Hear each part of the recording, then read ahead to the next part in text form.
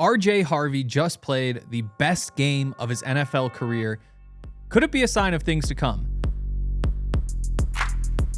I'm Henry Chisholm from DNVR Broncos, and today we're digging into the tape of RJ Harvey's breakout game against the Raiders to figure out what changed and whether it's sustainable. After Sunday's game, Sean Payton made it clear that the Broncos drafted RJ Harvey for his ability to run the football.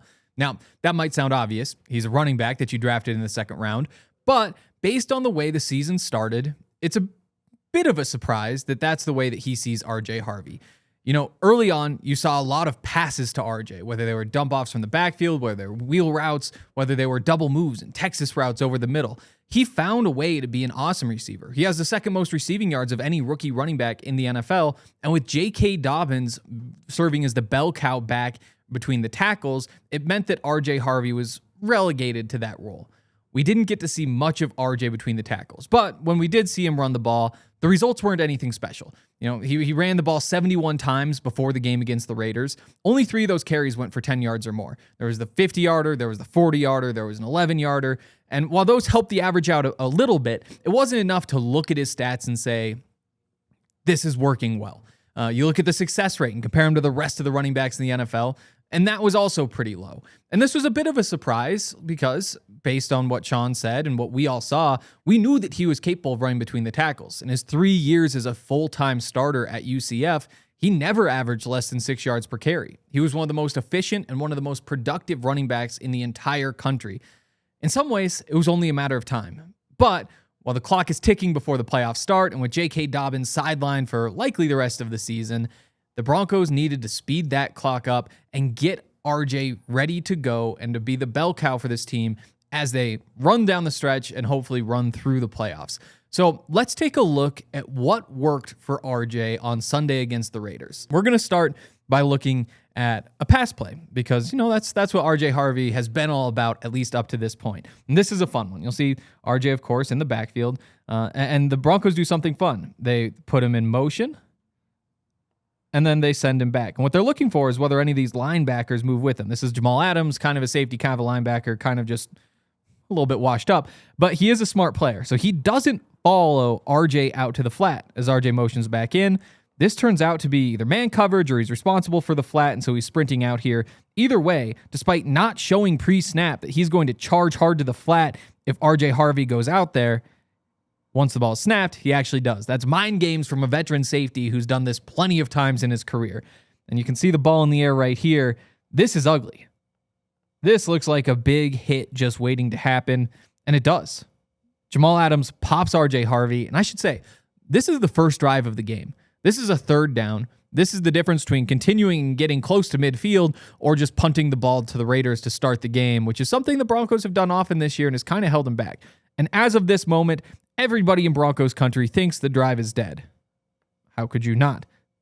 But somehow, RJ dumps Jamal Adams onto his back and then gets forward to the 40-yard line, pushing past another tackler, picking up the first down. See, this is one of the things that can make RJ special. It's tough to sometimes tell whether it's going to translate to the NFL. The ability to break tackles, the ability to make guys miss. On Sunday, RJ was breaking a lot of tackles, and he was making even more guys miss. We're going to go out here to another fun play. Another pass. Raiders have a bunch of guys on the line of scrimmage. They're trying to confuse Bo Nix. Who's coming? Who's going? And they're going to leak RJ Harvey out to this flat after clearing these two out. That means that Jeremy Chinn has to follow him to the flat. Now, since he was up at the line of scrimmage, Jeremy Chinn knows that he has a long run to get out to his coverage responsibility. So he's sprinting out there. His back is turned to the quarterback, creating an opportunity for RJ. The back is still turned. He's still looking out to the flat. RJ has all this space to work before Jeremy turns his head and realizes what's going on. And boom, there's the catch.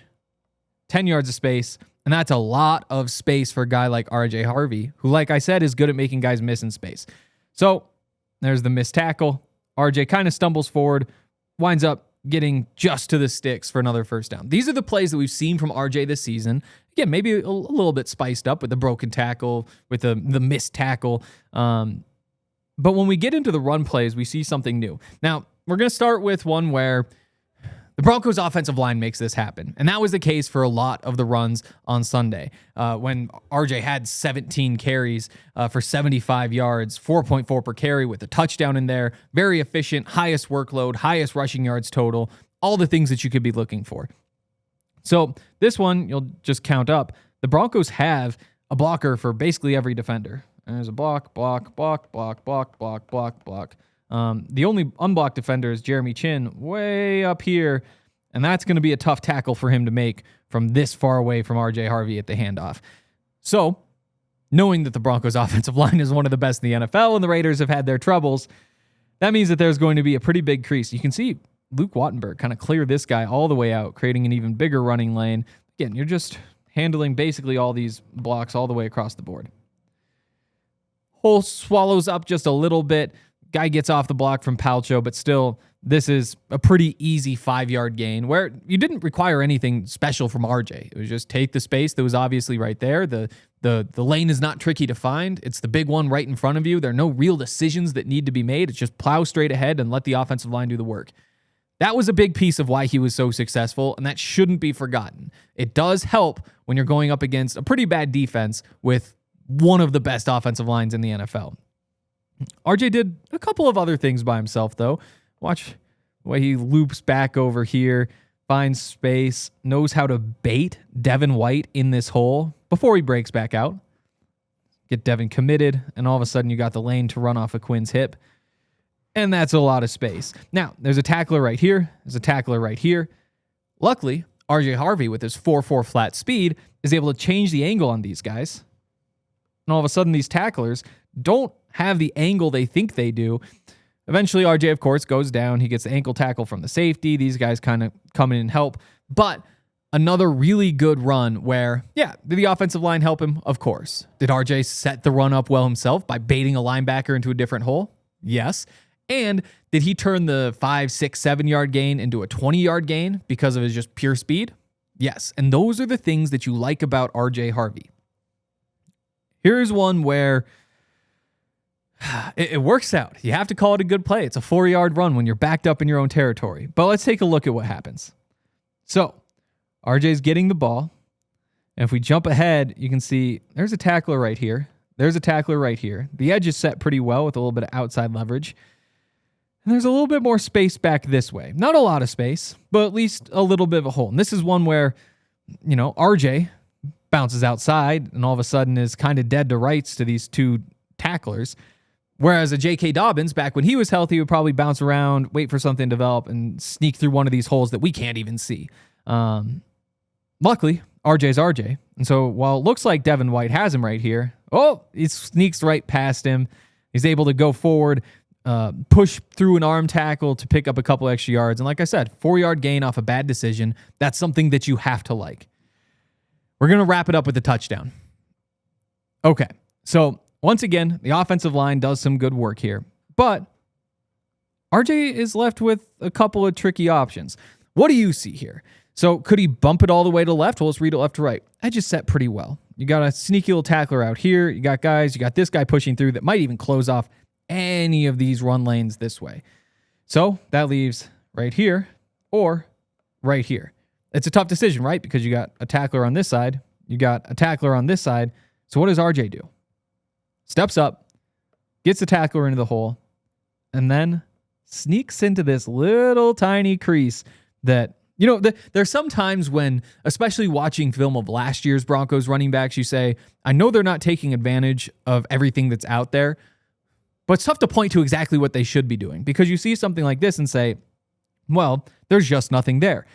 JK Dobbins opened our eyes early in the season, and RJ Harvey seems to have taken the hint because this is a tiny little crease, and he slips right through it, pushes forward, and because all these offensive linemen are pushing on these tacklers, he's able to get his head down, push into the body of a defender, push all the way into the end zone for a touchdown, and that's just the entire offense working together well. That's the offensive line creating the push, creating opportunities, winning some blocks in the middle that allow him to find that crease. But it's also RJ knowing how to find the crease, having the power and decisiveness to get in there, And it comes on the heels of all the other great decisions he made, whether it's making guys miss, whether it's the broken tackles.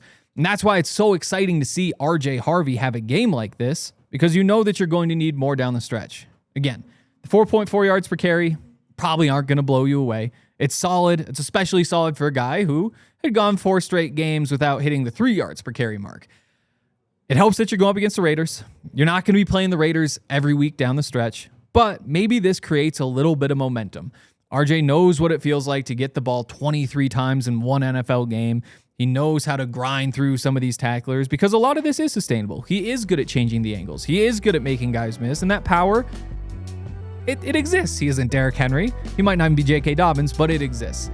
So that's what we saw on Sunday, and that's what we hope to continue to see over the course of the next couple of months. We all silly like the mayor.